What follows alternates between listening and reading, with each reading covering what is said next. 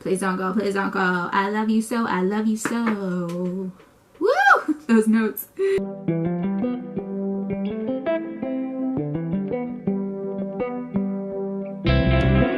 Hello everybody, today I am back on the makeup train and we're going to be doing a review and first impression, so I'm excited! I want to cover the rest of my face now that I've got the eyes done. I think it looks so ridiculous when it's just the eyes by themselves. Kind of weird. It is a foundation and powder that I'm going to be reviewing and doing a first impression of today. It is the Vichy Dermablend foundation and a setting powder. I'd seen a few videos of this online and I know that this is supposed to be like full coverage stuff, and I didn't really have any. I ran out of my other ones that I had that were full coverage, and so I was looking for another one to replace, but I wasn't looking to spend that much money, and this one kind of came in the medium range. It's not drugstore price, but it's also not like high-end or even Sephora. It's kind of like right in between Sephora and a drugstore. I have combination skin, combination oily and to normal. It doesn't really get dry except around my nose, and that's really just been since I moved to a colder climate. Let me read off to you guys what they claim. It's the Fluid Corrective. I got it in sand, and it's all skin types, and it's supposed to last for 16 hours. High coverage, no mask effect. Same brand, Vichy Dermablend setting powder. And this one, apply the setting powder on top of the Dermablend Corrective foundations for a reinforced 16-hour hold and resistance perspiration, bathing, and rubbing. Paraben free. So what it's telling me is that it's supposed to be flawless by the time I'm done using these two together. So let's get into this. I don't know if this one is actually necessarily my color. Unfortunately, it's kind of hard to find foundations in the normal pharmacy or chemists, what they call them, around here in my color, because I'm not that common. I'm gonna try this one out just because it was the darkest one that I could find, really. I'm gonna use the Professional from Benefit. Now that I've applied the primer, I'm going to use a brush. This is a Smashbox foundation brush, and I'm also gonna use a sponge on the other side just to see the difference in coverage. It says high coverage. I hope it's high coverage with both. Maybe it'll, oh, that's pretty light for me. Oh my goodness, that is light. Yeah, it does feel pretty lightweight as well. It doesn't feel too heavy, doesn't feel cakey or anything. Doesn't seem like it's drying super fast either. It smells kind of good. Like fruity? Maybe that's what I washed this brush with. Maybe I washed it with like scented soap and that's what I'm smelling.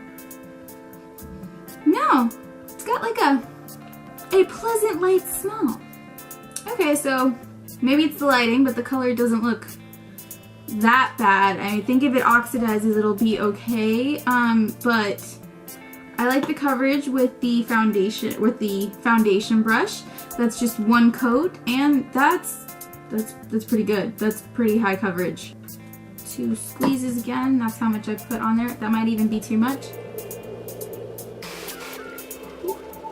All this lighting that I have set up is weird, so if it looks weird, I can't tell. Right now, to me, I'm looking freaking fierce and flawless, girls. I'm working it. So this is what one coat looks like. This is with the sponge.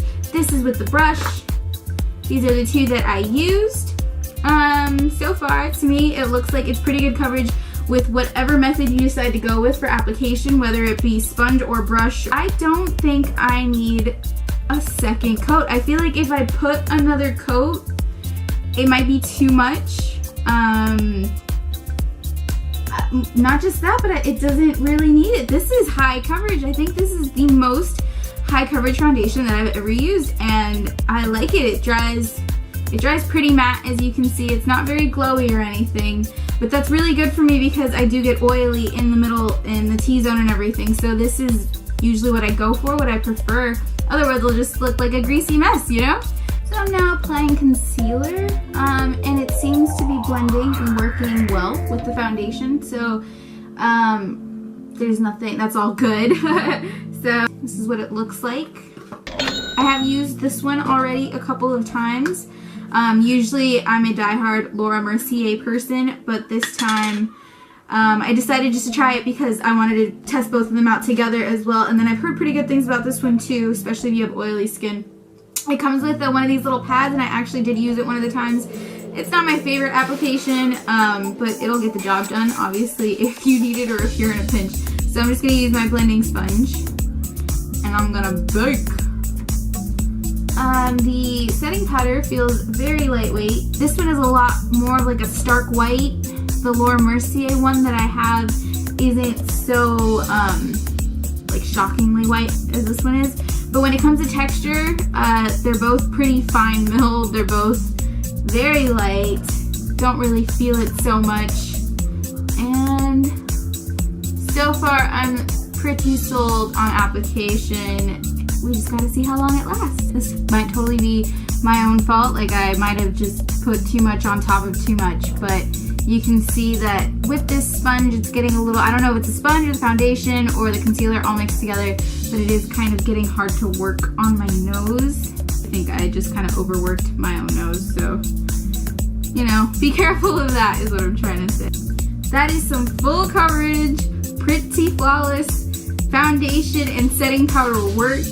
This looks very matte, and that makes me very happy. So far this is good. I'm gonna finish off the rest. I'm gonna finish the rest of my face, and then I'll come back and show you guys a picture or some video of me in natural lighting. Alright, so this is my finished look in natural lighting. I hope my phone's not blocking all the light and you can see.